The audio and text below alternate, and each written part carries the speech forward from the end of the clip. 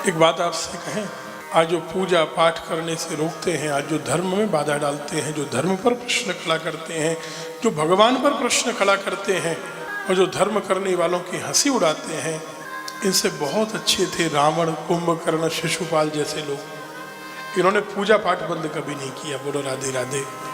ये रामकृष्ण को नहीं मानते थे तो शिव को मानते थे, उनको नहीं मानते थे तो देवी को मानते थे। उस समय नास्तिक नहीं मिलेंगे आपको, राक्षसों में भी नास्तिक नहीं थे। थे क्या बोलो? थे तो कोई नाम हमको बताओ। चारवाक ऋषि जिनको कहा जाता है, चारवाक जैसे कोई ऋषि नहीं हुए, चारवाक नाम के ऋषि नहीं हुए दुनिया में, जिनके लिए कहा जाता है वो नास्तिक सिद्धांत है। बृहस्पति ने शुक्राचार्य जी का रूप बनाकर असुरों की बुद्धि घुमाने के लिए जो सिद्धांत दिया, उसे चारुवाक कहा। नाम ऋषि का चारवाक हो गया। बृहस्पति का रूप है, चारवाक ऋषि नहीं। पूजा पूरी होने पर शिशुपाल ने गाली दी, तब भगवान ने सिर काटा।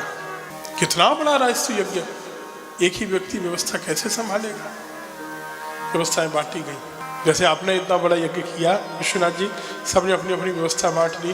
कैटरिंग हम देखेंगे, हॉल डेकोरेशन हम देखेंगे, पंडित जी की पूजा का काम हम देखेंगे। ऐसे सबने व्यवस्था अपनी अपनी बांटी ना, और बांटना आवश्यक है। सब लोग एक दूसरे का सहयोग करते हैं। रुंगटा जी के यहाँ भी हमने देखा, जितने सगे संबंधी थे सब सुबह से रात तक खड़े रहते थे, रोज आते थे।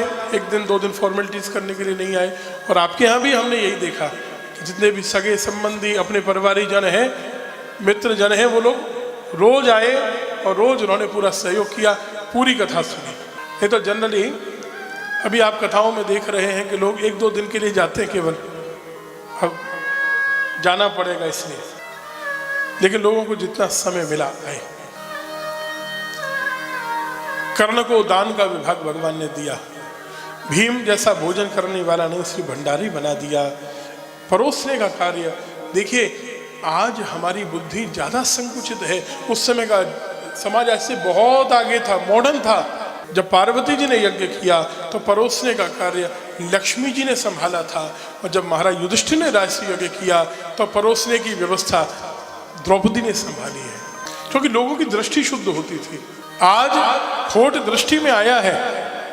पहले के समय आप गिने चुने उदाहरण देते थे जिनकी दृष्टि गलत होती थी। रावण के लिए आज भी गाली देते हो, दृष्टि बिगड़ गई। और आज तो घर घर में रावण है, आज जगह जगह रावण ही रावण है, और सबने तो सेवा ले ली। दुर्योधन के हाथ में रेखा है, जितना लुटाता है डबल आ जाएगा।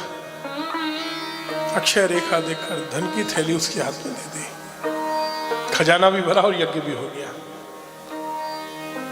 दो सेवाएं कोई स्वीकार नहीं करता। भगवान ने कितनी प्रसन्नता से कहा, यही दो सेवा तो मैं चाहता था। भोजन कर लें सब लोग, उसके बाद झूठी पत्तल उठाने की सेवा श्री कृष्ण दे रहे हैं।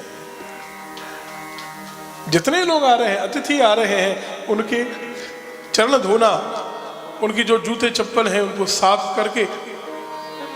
आपने बड़ी कथाओं में, पंडालों में देखा होगा, एक बाहर शू स्टैंड बनता है, ठाकुर जी वहीं बैठे हैं, गेट पर ही बैठे हैं, चरण धोते हैं, पादुका दीजिए। और जब तक व्यक्ति लौट कर आए तो पहुंच कर साफ करके जाते समय उसे अपने हाथ से पहनाते हैं। कितना प्रेम प्रभु का अपने भक्तों से है, जरा विचार करिए, कितना प्रेम। ऐसा दुनिया के किसी धर्म में कोई मान सकता है क्या कि भगवान भक्त के चरण धो लेंगे, भगवान भक्त की चप्पल साफ करेंगे? लोग नाराज हो जाएंगे कह दोगे तो।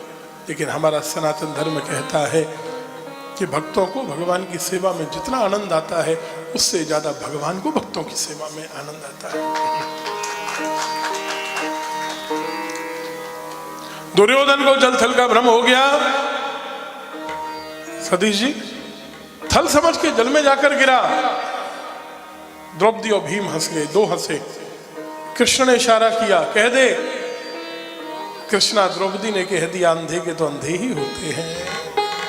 दुर्योधन ने ठान लिया इसलिए युद्ध हुआ, लेकिन करवाया दुर्योधन सोचता है मैंने करवाया, और कृष्ण और द्रौपदी हंस रहे हैं, मूर्ख, ये सब तो हमारी योजना थी, दोष तुझे मिलेगा जब तक सृष्टि है, लेकिन करवाया हम दोनों ने है। बोलो राधे राधे।